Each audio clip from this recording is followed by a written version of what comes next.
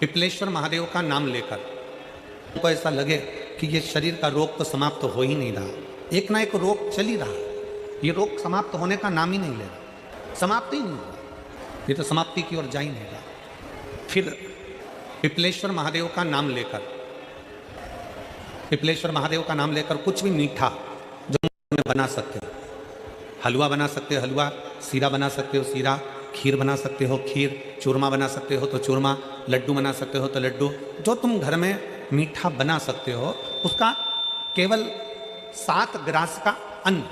कितने ग्रास? जम के बोलो जरा। 7 ग्रास। 7 ग्रास मतलब 7 कोर, 7 ग्रास का अन्न एक पात्र में ले लो और पिपलेश्वर महादेव का नाम लेकर किसी भी शिवालय में, शंकर के मंदिर में जाकर एक बेलपत्र रखकर उस जो प्रसाद तुम बना कर ले गए हो, जो तुम भोग बना कर ले गए हो, उसका स्पर्श कर कर पिपलेश्वर महादेव का नाम लेकर शंकर को उस भोग को रखकर, बेलपत्र रखकर शिव जी को 7 बार एक ही लोटे का जल, केवल एक लोटे का जल 7 बार उत्तर की ओर मुख कर कर दक्षिण में खड़े होकर शंकर के शिवालय पर 7 बार एक ही लोटे का जल 7 बार थोड़ा थोड़ा कर कर उसको गिरा दीजिए, शिव जी के ऊपर चढ़ा दीजिए 7 बार। बाद में जो प्रसाद पर आपने बेलपत्र रखी है उसी बेलपत्री को उठाकर शंकर के शिवलिंग पर चढ़ा दीजिए। बाबा को प्रणाम करिए, बाबा मेरे शरीर का रोग समाप्त नहीं हो रहा, गोलियां खा रही हूँ, दवाई खा रही हूँ, कुंदकेश्वर महादेव का नाम लेकर दवाइयाँ ले रही हूँ, पर कभी घुटना, कभी कमर, कभी आँख, कभी थायराइड, कभी कुछ, कभी बीपी, कभी शुगर, कुछ ना कुछ चल ही रहा है। बाबा अब आपको संभालना। किसी भी दिन पिपलेश्वर महादेव का नाम लेकर वो चढ़ी हुई बेलपत्री लियाओ, प्रसाद लियाओ, घर पर